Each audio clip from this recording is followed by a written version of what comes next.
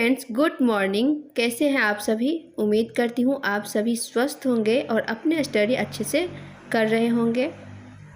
तो फ्रेंड्स, आज मैं आप सबके साथ एक कविता शेयर कर रही हूँ। राष्ट्र कवि और पद्म भूषण से अलंकृत मैथिली शरण गुप्त जी का जो कि कविता है, और उस कविता का नाम है कुछ काम करो।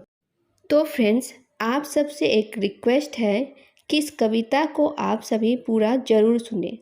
इस कविता के माध्यम से हम सभी को ज़रूर कुछ अच्छी सीख मिलेगी। और आप सभी को अगर ये कविता अच्छा लगे तो प्लीज़ वीडियो को लाइक और चैनल को सब्सक्राइब भी ज़रूर कीजिएगा। तो चलिए शुरू करते हैं कविता। जैसा कि कविता का नाम है कुछ काम करो, तो इसी नाम से आपको पता चल गया होगा कि कविता का क्या भाव होगा। नर हो ना निराश करो मन को, कुछ काम करो कुछ काम करो, जग में रहकर कुछ नाम करो। यह जन्म हुआ किस अर्थ अहो, समझो जिसमें यह व्यर्थ न हो। कुछ तो उपयुक्त करो तन को, नर हो ना निराश करो मन को। प्रभु ने तुझको करदान दिए किए, सब वांछित वस्तु विधान किए। तुम प्राप्त करो उनको न अहो, फिर है किसका यह दोष कहो। समझो न अलभय किसी धन को, नर हो ना निराश करो मन को। तो अलभय का मीन्स होता है जो प्राप्त ना हो सका, और वांछित मीन्स होता है मनचाहा इच्छित, और कर मीन्स होता है हाथ, और विधान मीन्स होता है नियम। तो इस कविता से हमें ये सीख मिलती है कि हमें जीवन में आगे बढ़ते रहने के समय रास्ते में चाहे कितनी भी मुश्किलें या निराशा क्यों न हो, लेकिन हमें आशावादी होकर अपने रास्ते पर निरंतर बढ़ते रहना चाहिए। तो यही संदेश इस कविता में दिया गया है। तो आप सबको कविता कैसा लगा कमेंट्स ज़रूर कीजिएगा। धन्यवाद।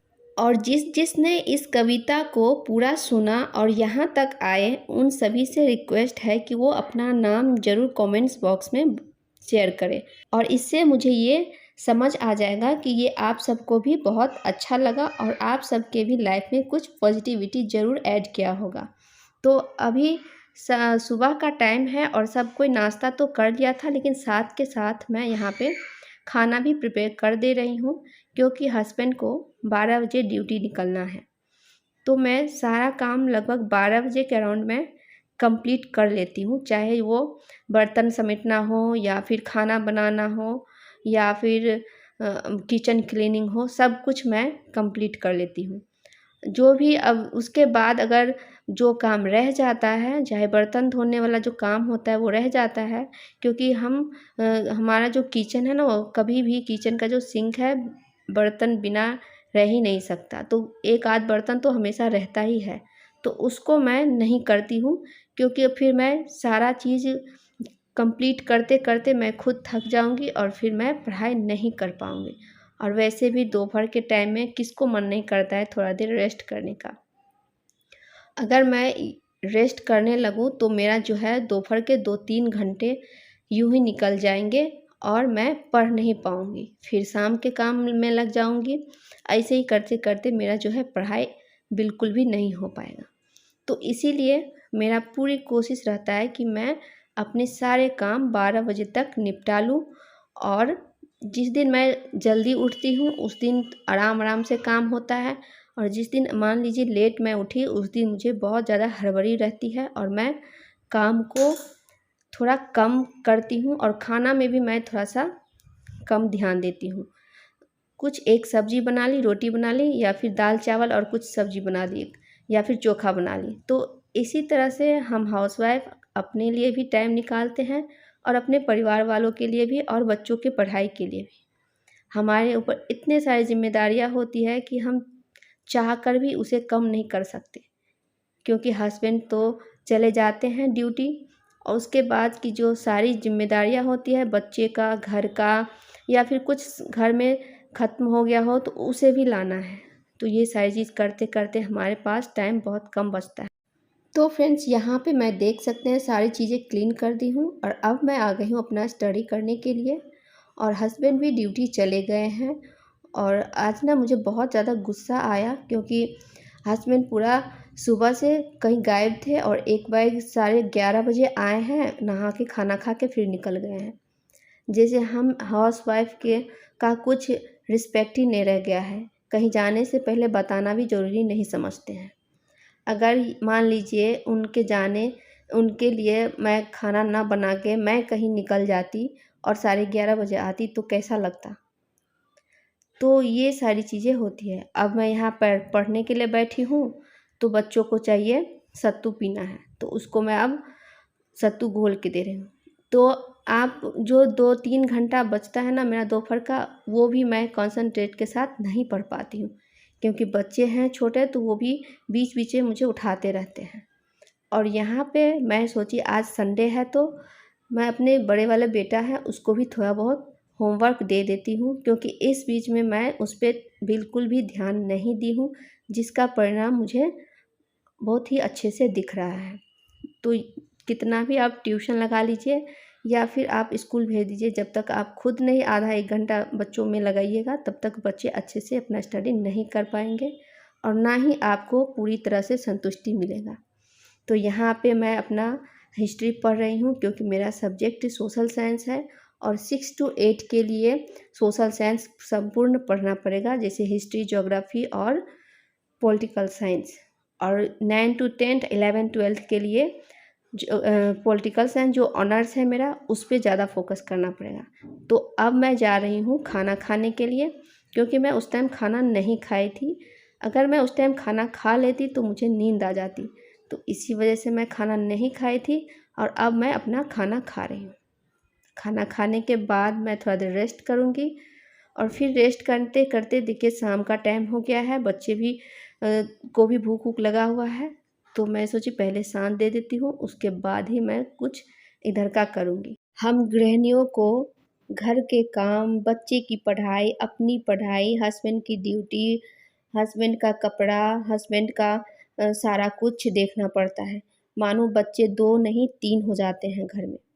और तो और जब आप मोहलत मांगे कोई चीज़ का, अगर आप प्रिपरेशन कर रहे हैं, अगर आप उनसे 2 महीने का भी टाइम मांग लेना तो उनसे नहीं दे दिया होगा, क्योंकि उनके बस की बात है ही नहीं कि वो आपको 2 महीने का भी समय दे सके आपके अपने करियर के लिए। तो इसीलिए इसी तरह से हम सभी को अपना अपना ख्याल खुद रखना होगा और हम क्या करना चाहते हैं उस पर भी हमको खुद ही ध्यान देना होगा।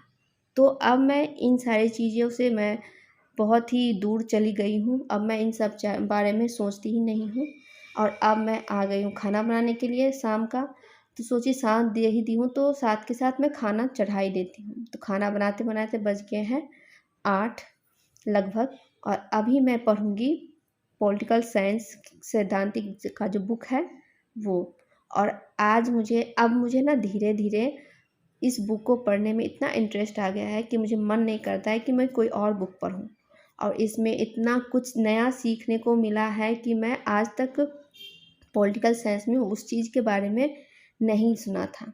जैसे हम सभी को पता है कि लोकतंत्र का अर्थ जनता का, जनता के लिए, जनता द्वारा अब्राहम लिंकन ने दिया है। और अब्राहम लिंकन अमेरिका के राष्ट्रपति थे और उसने ये शब्द कब दिया था और किस तरह से दिया था, उस चीज़ को मैं पढ़ी और मुझे बहुत ही अच्छा लगा, क्योंकि इस बुक से मुझे बहुत अच्छा नॉलेज मिल रहा है और मैं चाहती हूँ कि इस बुक को मैं जल्दी से कंप्लीट करूँ।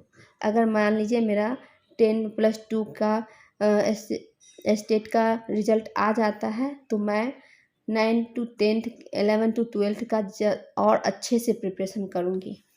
और मुझे बहुत अच्छा लग रहा है इस बुक को पढ़ने में। नॉर्मल पॉलिटिकल साइंस का जो बुक होता है उससे ज़्यादा अच्छा ये बुक लग रहा है पढ़ने में।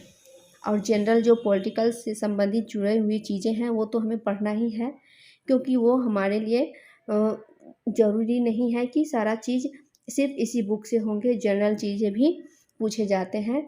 40% चीज़ ही मतलब हार्ड होती है, बाकी की चीज़ें ना जनरल ही पूछे जाते हैं। बस आप सभी का सपोर्ट इसी तरह से मुझे मिलता रहे और मुझे कुछ नहीं चाहिए। मैं ये नहीं चाहती कि मैं बहुत बड़ा यूट्यूबर बन जाऊँ, बहुत बड़ा ये ज्ञानी बन जाऊँ। मुझे नहीं बनना है। मुझे सिर्फ अपने लिए, अपने कार्य को सुचारू रूप से चलाने के लिए जो नॉलेज चाहिए, मुझे सिर्फ उतना ही चाहिए। और मैं 10 लोगों के बीच उठ बैठ सकूं और अपना भी कुछ मत रख सकूं, मुझे सिर्फ वैसा बनना है। और अपने बच्चों का और अपने अपने लाइफ को थोड़ा अच्छी तरीके से अपने हिसाब से उसको एंजॉय करना है। और चाहे आपको नौकरी मिले ना मिले, लेकिन फिर भी हमें रोज़ 2-4 चैप्टर पढ़ते रहना चाहिए, क्योंकि ज्ञान कभी व्यर्थ नहीं जाता है। और ये जो ज्ञान है ना, वो हमेशा कहीं ना कहीं किसी न किसी मोड़ में ज़रूर काम आता है। तो आई होप आप सभी को ये मेरा वीडियो पसंद आया होगा। अगर पसंद आया तो please like share subscribe. Thank you.